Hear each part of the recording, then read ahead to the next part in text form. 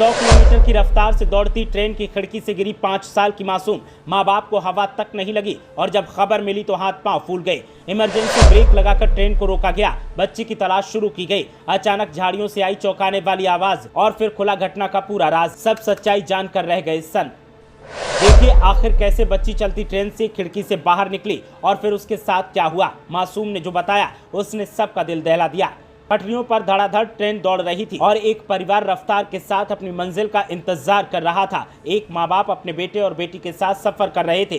बेटा बेटी खिड़की के पास खेल रहे थे और ट्रेन 100 की रफ्तार से आगे बढ़ रही थी कि अचानक पलक झपकते ही कुछ ऐसा हो गया कि माँ बाप को अपनी दुनिया वीरान नजर आने लगी। माँ का बुरा हाल था और पिता बदहवाश अपनी बेटी को ट्रेन में खोज रहा था, लेकिन कहीं पता नहीं लग पा रहा था कि बेटी के साथ क्या हुआ है और वो कहाँ है। आनन फानन में ट्रेन को ब्रेक लगाए गए और फिर शुरू हुआ सबसे तेज सफल होने वाला सर्च ऑपरेशन। पूरा महकमा 5 साल की बच्ची को तलाश करने में लगा था। कोशिश कर रहा था कि जल्द से जल्द बच्ची को बरामद कर लिया जाए, लेकिन सबके जहन में एक सवाल कौन रहा था कि आखिर अब होगा क्या और ये सब हुआ कैसे।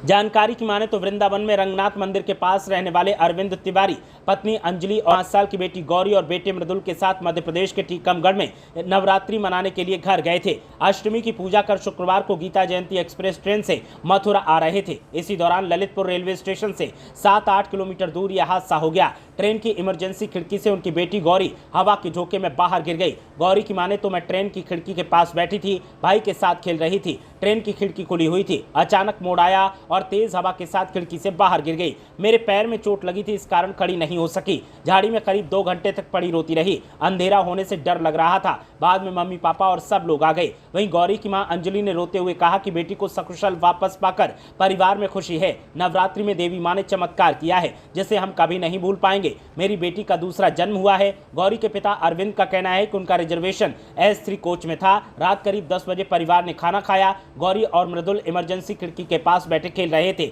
इसी बीच वो बेटे मृदुल को S3 कोच में ही दूसरी सीट पर पत्नी के पास छोड़ने गए। वापस अपनी सीट पर आए तो बेटी वहां नहीं थी। उन्होंने पूरी ट्रेन में बेटी की तलाश की पर वो नहीं मिली। इसी बीच उनकी नजर इमरजेंसी विंडो पर गई तो खिड़की पूरी खुली हुई थी। अरविंद ने चैन पुलिंग कर ट्रेन को जंगल में ही रोक दिया। ट्रेन घटनास्थल से करीब 10-12 किलोमीटर दूर आगे आ चुकी थी। खोजबीन के दौरान बेटी घायल हालत में मिल गई। ट्रेन में मौजूद जीआरपी और अन्य पुलिसकर्मियों ने बताया कि पुलिस ने तुरंत ललितपुर जीआरपी को सूचना दी। जीआरपी ललितपुर थाना प्रभारी ने 16-17 किलोमीटर के रेल ट्रैक पर गौरी की तलाश के लिए तत्काल 4 टीमें बनाई। इधर से भी जीआरपी और परिवार के लोग खोजते हुए आ रहे थे। जहां जंगल में ट्रेन रोकी गई उससे काफी दूर बच्ची ट्रैक के किनारे झाड़ियों में रोती मिली। उसके हाथ पैर और शरीर पर चोट के निशान थे। बच्ची को सकुशल बरामद करने के बाद रेलवे पुलिसकर्मियों ने वहां से गुजर रही एक मालगाड़ी को रोका, जिस पर सवार होकर बच्ची और उसके परिवार के लोग ललितपुर रेलवे स्टेशन पर पहुंचे। जहां बच्ची को स्टेशन पर ही डॉक्टरों ने प्राथमिक इलाज दिया। इसके बाद उसे जिला अस्पताल ले जाया गया। ब्यूरो रिपोर्ट, मीडिया हलचल।